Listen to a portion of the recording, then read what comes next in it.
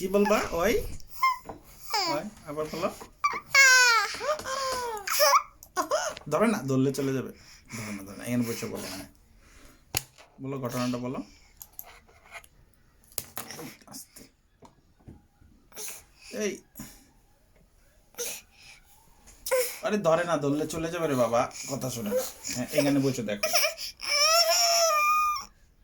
ধরলে চলে যাবে। তুমি এখান থেকে বলো। বলবো না? আচ্ছা না, ঠিক আছে। এটি কে ইব্রাহিম? দুতু? কে দুতু বলতো?